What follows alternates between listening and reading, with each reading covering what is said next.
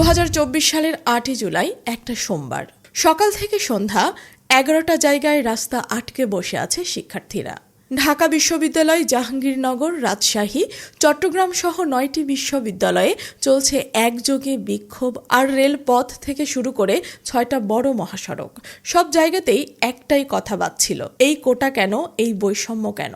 এই আন্দোলনের দাবি একটাই ছিল, সরকারি চাকরির সব গ্রেড থেকে অযৌক্তিক আর বৈষম্যমূলক কোটা তুলে দিতে হবে। শুধু সংবিধান অনুযায়ী অনগ্রসর জনগোষ্ঠীর জন্য ন্যূনতম কোটার ব্যবস্থা রেখে সরকারি সংসদে একটা আইন পাশ করতে হবে। কিন্তু এই আন্দোলন শুধু একটা কোটা বাতিলের জন্য ছিল না, এটা ছিল সমান অধিকারের জন্য লড়াই। একটা প্রজন্ম বলেছিল যোগ্যতার সাথে আর আপোষ নয়। এই আন্দোলনের নেতৃত্বে ছিল বৈষম্য বিরোধী ছাত্র আন্দোলনের নামে গঠিত 65 সদস্যের একটি সমন্বয়ক কমিটি।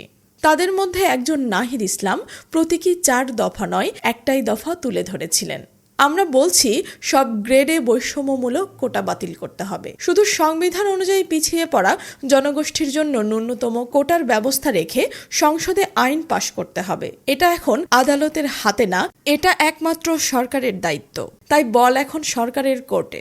সরকার চাইলে এই আন্দোলন থামিয়ে দিতে পারে, আর না চাইলে এই প্রজন্ম হার মানবে না। 8 জুলাইয়ের সেই দিন ছিল আমাদের ছাত্র রাজনীতির একটা মোড় ঘোরানোর দিন। কোনো রাজনৈতিক ব্যানার ছিল না, ছিল না কোনো দলীয় স্লোগান, ছিল শুধু একজন শিক্ষার্থীর কণ্ঠে আর একজনের স্বপ্ন, একটা ন্যায় বিচার ভিত্তিক রাষ্ট্রের আশা। 8 জুলাই আমাদের মনে করিয়ে দেয়, ছাত্রছাত্রীরা শুধু বই পড়ে না, তারা জানে কিভাবে গলা তুলে বলতে হয় আমরা আর বৈষম্য মেনে নেব না। এই দিনটা শুধু অবরোধ আর আন্দোলনের দিন ছিল না, এটা ছিল প্রজন্মের পক্ষ থেকে একটা জাতির বিবেককে জাগিয়ে তোলার দিন। সাম্যের এই দাবি থেমে থাকবে না, কারণ এটা একদিন আমাদেরই ভবিষ্যৎ লিখবে। 8 জুলাই 2024, ছাত্র সমাজের একক দাবি, একক আওয়াজ।